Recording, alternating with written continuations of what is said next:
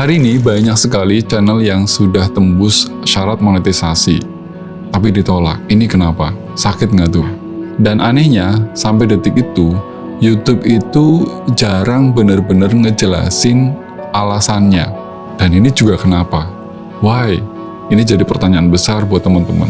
Dan makanya di video ini saya mau bongkar apa sih yang sebenarnya YouTube lihat saat menilai monetisasi itu. Ini bukan hanya sekedar mitos yang sering kita dengar, bukan. Jadi siap bahas? Let's go. Hai halo, Assalamualaikum, selamat datang di A Vlog, audio visual vlog-vlog yang membahas tentang dunia perkontenan dan vlog.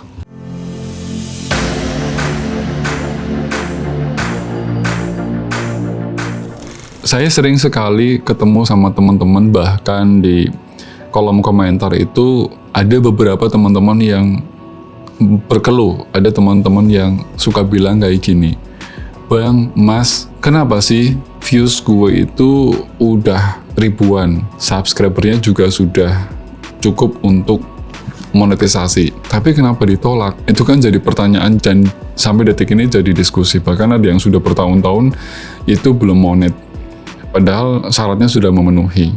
Masalahnya adalah YouTube itu nggak pernah bilang bahwa syarat monetisasi itu bukan garis finish atau garis batas akhir, bukan.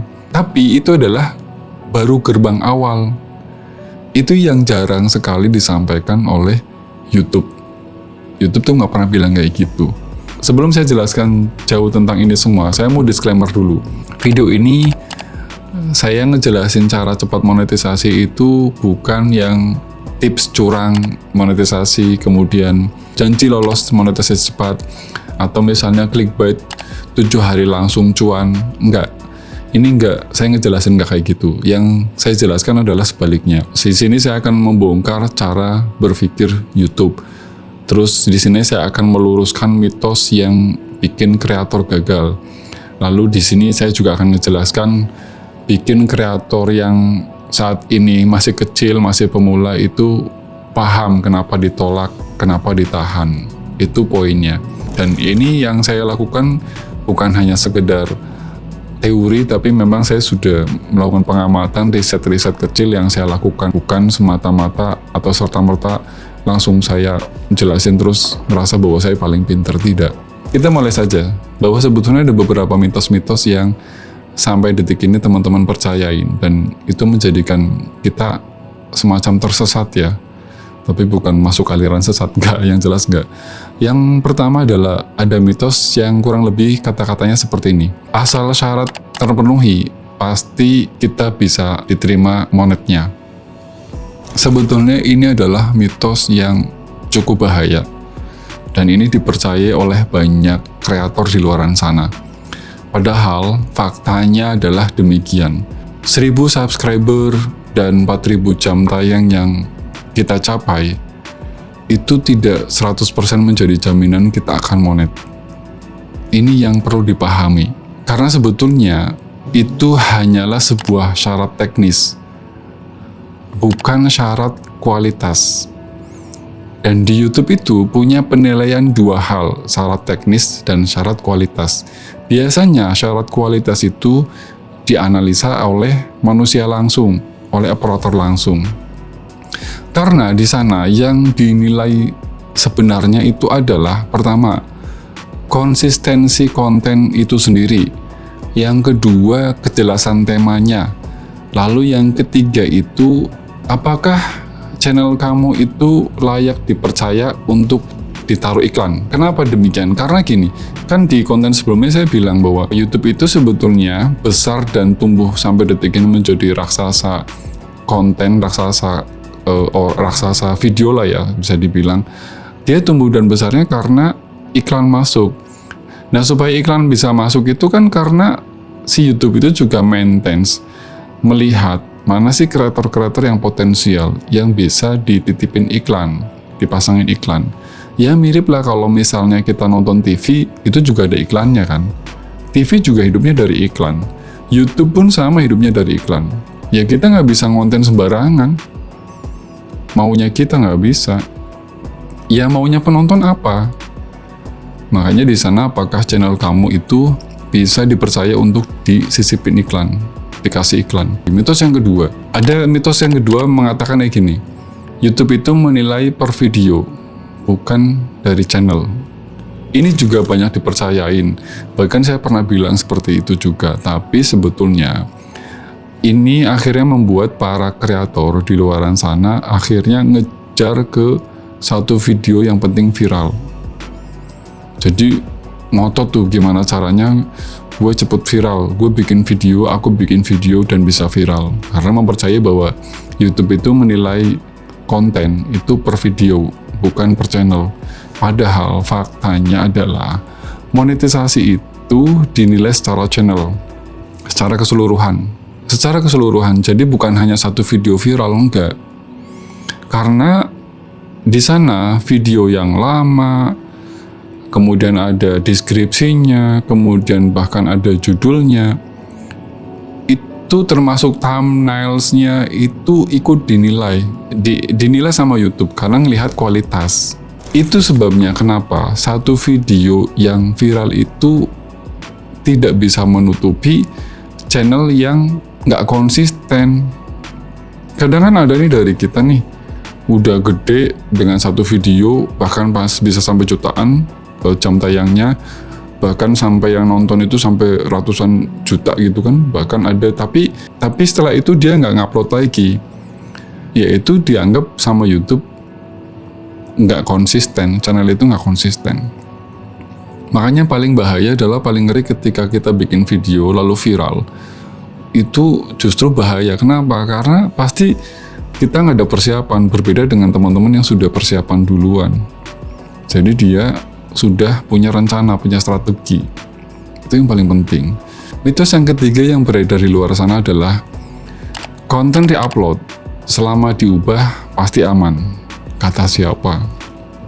Ini adalah penyebab penolakan yang sering paling terjadi, tapi jarang diakui. Jadi kalau misalnya kita bikin konten re-upload itu ya, ini sering banget dilakukan, tapi jarang diakui gitu loh. Karena kita menganggap bahwa konten di-upload itu ya selama diubah sedikit pasti akan aman. Ya saya bilang kata siapa? Makanya tadi banyak sekali teman-teman yang akhirnya bikin konten di-upload karena menganggap bahwa konten itu aman.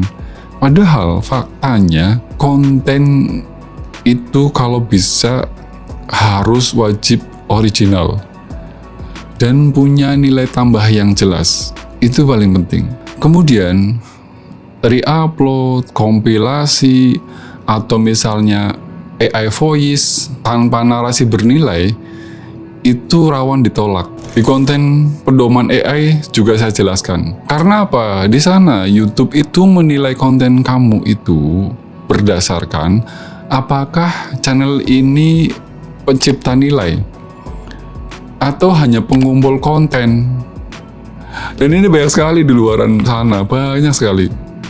Makanya kalau misalnya teman-teman bikin konten AI pun harus punya nilai. Kamu ini kreator pencipta nilai bukan sih? Atau kamu hanya kreator pengumpul konten? Nah ini yang sekali lagi jarang diakui kesalahan ini. Iya kan? Ayo ngaku. Ayo ngaku.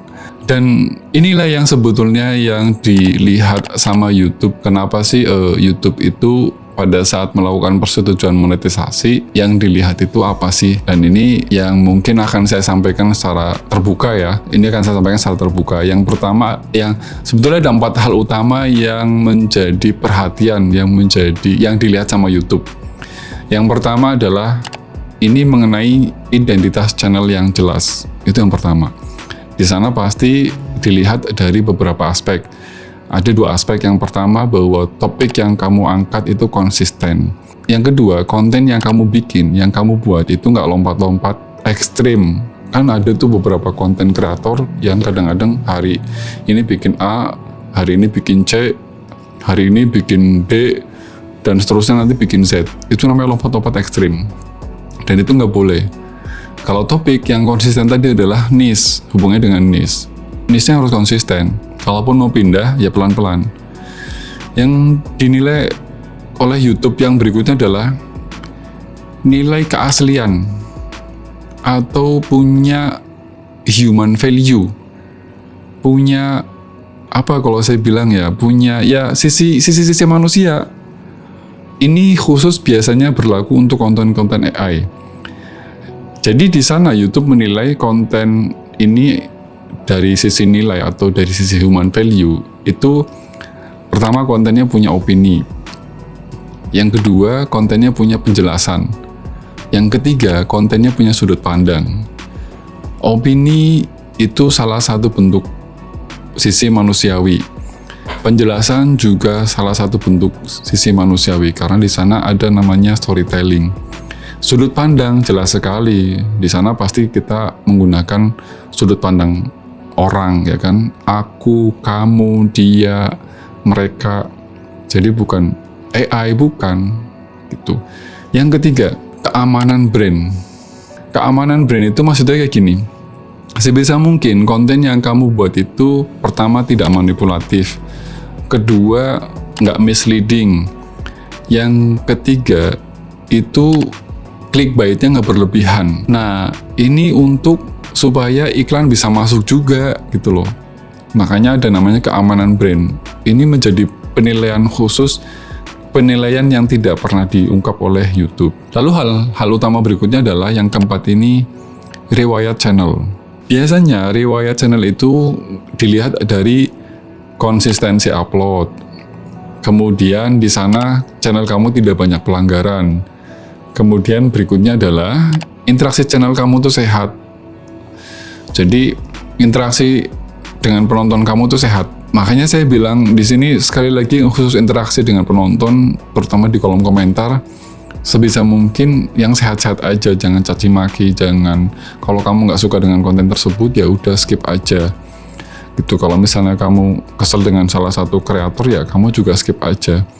Itu menghindari supaya kamu dilihat bahwa channel kamu itu memang cukup bisa dimonetisasi dengan syarat yang tidak terlihat gitu loh. Tadi tidak hanya urusan teknis aja, tapi urusan kualitas juga gitu loh. Dan penjelasan yang saya sampaikan ini sebetulnya penjelasan yang jarang ditulis secara eksplisit atau terang-terangan. Jarang sekali. Tapi ini terlihat banget dari pola dan prosesnya.